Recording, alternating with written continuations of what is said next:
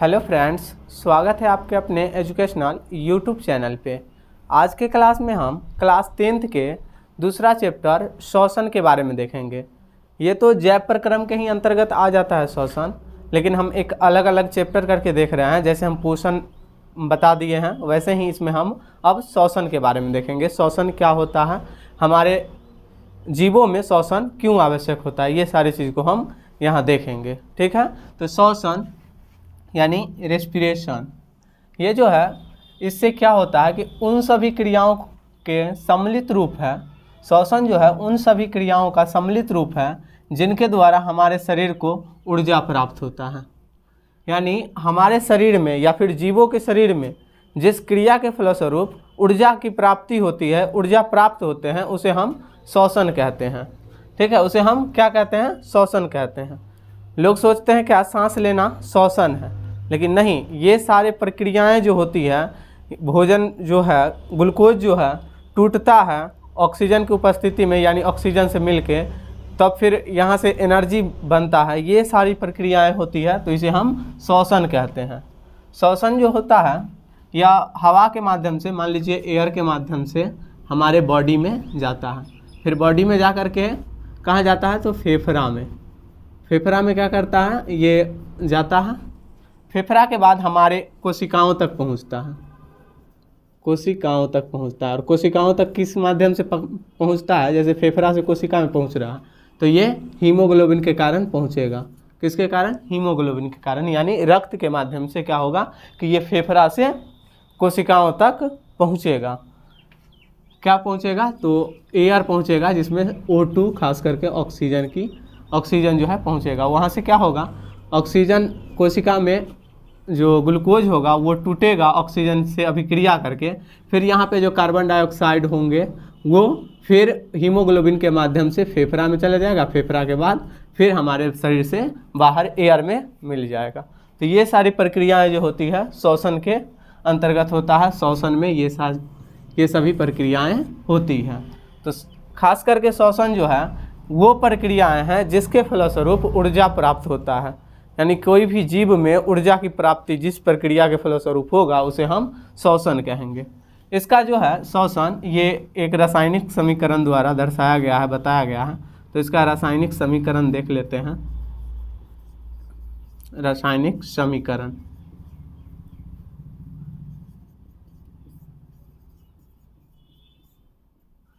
श्वसन प्रक्रिया जो है रासायनिक समीकरण के द्वारा बताया गया है। तो यहाँ पे C6H12O6 ये ग्लूकोज हुआ। इस हम बता चुके हैं पहले भी कि C6H12O6 ग्लूकोज का फार्मूला होता है।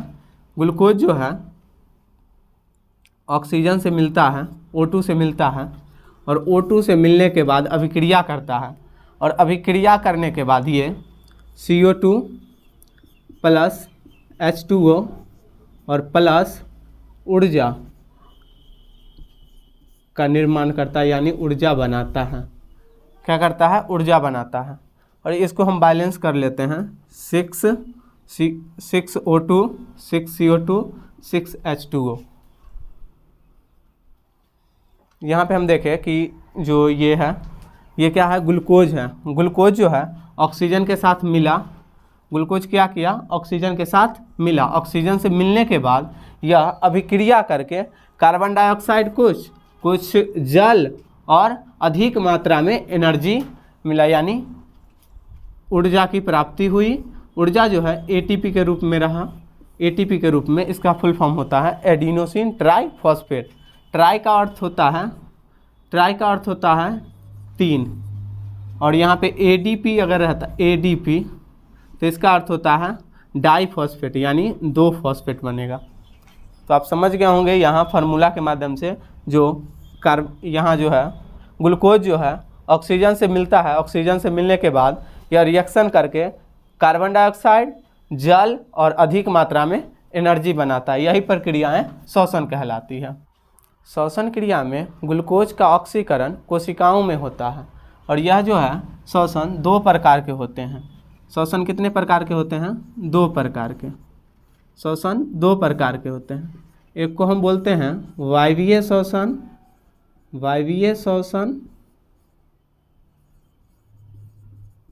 और दूसरा जो होता है उसको हम कहते हैं अवायवीय श्वसन। दूसरा होता है उसे हम क्या कहते हैं, अवायवीय श्वसन। तो श्वसन यहाँ पे दो प्रकार के हो जाते हैं, एक वायवीय श्वसन और एक अवायवीय श्वसन। वायवीय श्वसन को ऑक्सी श्वसन भी कहा जाता है और अवायवीय श्वसन को अनॉक्सी श्वसन कहा जाता है। अब हम देखेंगे वायवीय श्वसन और अवायवीय श्वसन में अंतर। क्या देखेंगे, वायवीय श्वसन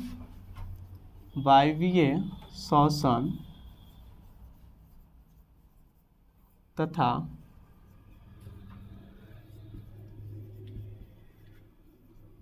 अवायवीय श्वसन में अंतर। वायवीय श्वसन और अवायवीय श्वसन में अंतर देखेंगे। तो वायवीय श्वसन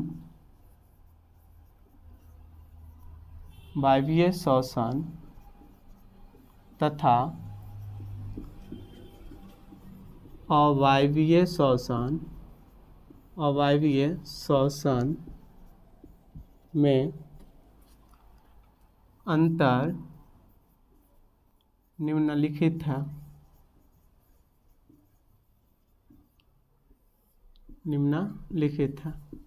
हम ऐसे लिखेंगे वायवीय श्वसन और अवायवीय श्वसन में अंतर। तो यहाँ पे हम लिख देंगे कि वायवीय श्वसन और अवायवीय श्वसन में अंतर निम्नलिखित है। फिर हम क्या करेंगे यहाँ पे कि एक यहाँ पे लिखेंगे वायवीय श्वसन, यहाँ पे देंगे वायवीय श्वसन और यहाँ पे अवायवीय श्वसन।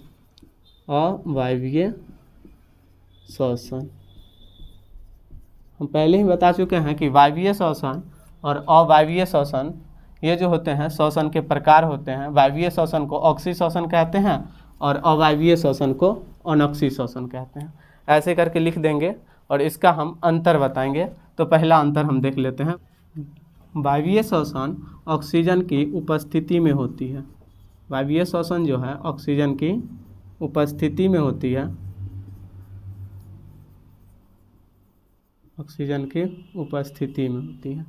जबकि हम देखते हैं अवायवीय श्वसन जो होता है ये ऑक्सीजन की अनुपस्थिति में होती है।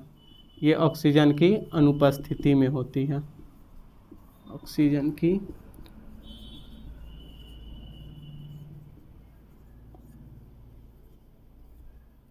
ये ऑक्सीजन की अनुपस्थिति में होती है अवायवीय श्वसन, और वायवीय श्वसन ऑक्सीजन की उपस्थिति में होती है। ऐसा भी क्वेश्चन रहता है कि ऑक्सीजन की उपस्थिति में कौन से श्वसन होते हैं। ऑप्शन रहेगा अवायवीय श्वसन, वायवीय श्वसन, दोनों, इनमें से कोई नहीं। तो ऑक्सीजन की उपस्थिति में वायवीय श्वसन होता है। ठीक है, पहला हम देख लिए यहाँ पे अंतर कि वायवीय श्वसन में ऑक्सीजन की उपस्थिति में होता है जबकि अवायवीय श्वसन ऑक्सीजन की अनुपस्थिति में होता है। अब दूसरा अंतर देखते हैं। दूसरा अंतर वायवीय श्वसन का जो वायवीय श्वसन जो होता है उसका प्रथम चरण कोशिका द्रव में तथा द्वितीय चरण जो होता है वह माइटोकॉन्ड्रिया में होता है। माइटोकॉन्ड्रिया में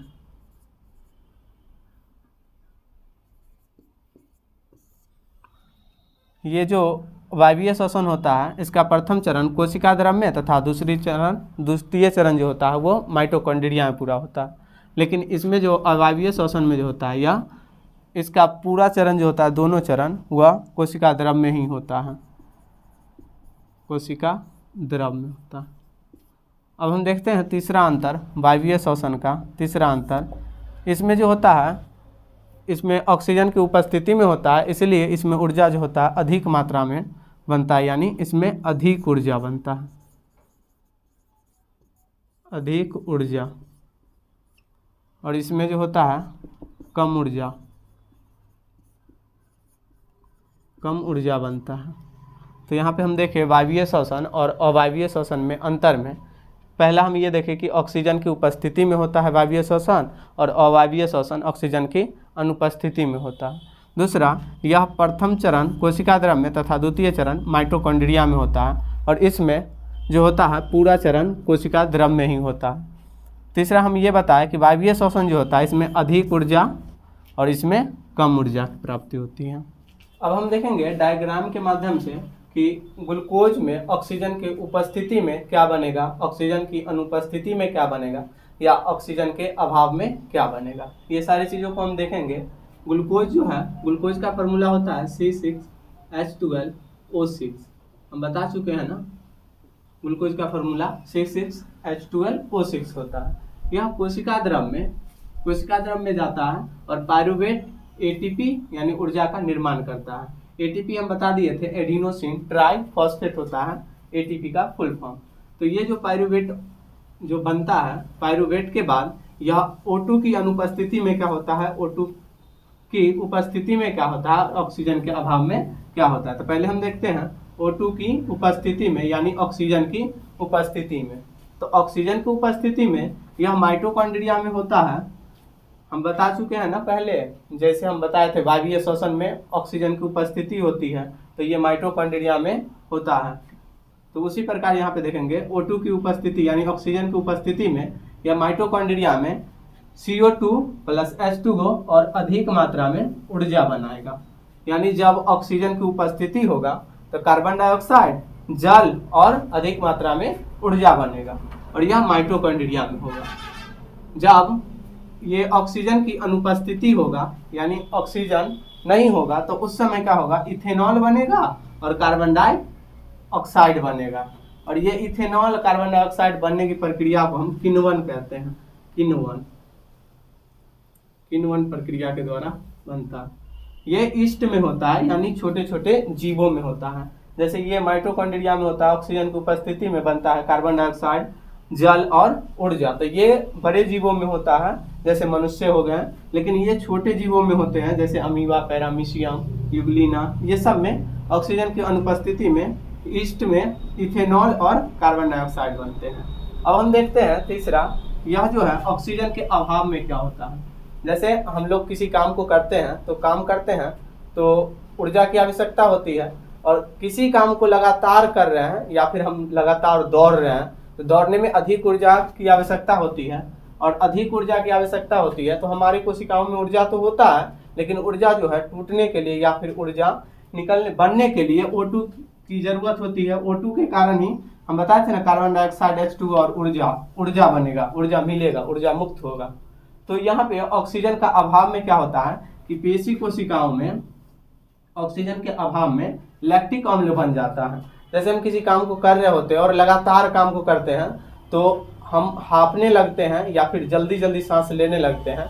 इस दौरान क्या होता है कि ऑक्सीजन अधिक मात्रा में लेने की कोशिश करते हैं, लेकिन वहाँ पे ऑक्सीजन का अभाव हो जाता है, जिसके कारण अधिक मात्रा में ऊर्जा नहीं मिल पाता है और लैक्टिक अम्ल का निर्माण वहाँ पे हो जाता है। इसीलिए पेशियों में दर्द सा अनुभव होने लगता है। तो ये हम देख लिए ग्लूकोज में ऑक्सीजन की उपस्थिति में क्या होगा, इथेनॉल बनेगा, ऑक्सीजन की उपस्थिति में कार्बन डाइऑक्साइड, H2O और ऊर्जा मिलेगा, और यहाँ पे ऑक्सीजन के अभाव में लैक्टिक अम्ल का निर्माण हो जाएगा हमारे पेशियों में, जिसके कारण पेशियां दर्द करने लगता है। इसीलिए आप सुने होंगे कि किसी काम को ज़्यादा देर तक करते हैं या एक ही हाथ से एक काम को बार बार कर रहे होते हैं, घंटों से एक ही काम कर रहे होते हैं एक हाथ से, तो वो हाथ जो होता है हाथ में दर्द सा होने लगता है, वहाँ पे लैक्टिक अम्ल बन जाता है, जिसके कारण हमें दर्द सा महसूस होने लगता है। तो आज हमने देखा श्वसन क्या होता है, श्वसन का फार्मूला बताएं, मतलब समीकरण दिए। उसके बाद ये बताएं कि श्वसन दो प्रकार के होते हैं, एक वायवीय श्वसन, एक अवायवीय श्वसन। वायवीय श्वसन ऑक्सीजन की उपस्थिति में होता है, जबकि अवायवीय श्वसन ऑक्सीजन की अनुपस्थिति में होता है। हम ये भी बताएं कि वायवीय श्वसन में ऊर्जा अधिक मात्रा में मुक्त होती है, लेकिन अवायवीय श्वसन में ऊर्जा कम मात्रा में मुक्त होती है। फिर हम बताएं ग्लूकोज में ऑक्सीजन की अनुपस्थिति में क्या होगा, ऑक्सीजन की उपस्थिति में क्या होगा और ऑक्सीजन के अभाव में क्या होगा। अब हम अगले दिन पढ़ेंगे पौधों में श्वसन। अगले दिन हम क्या पढ़ेंगे, पौधों में श्वसन।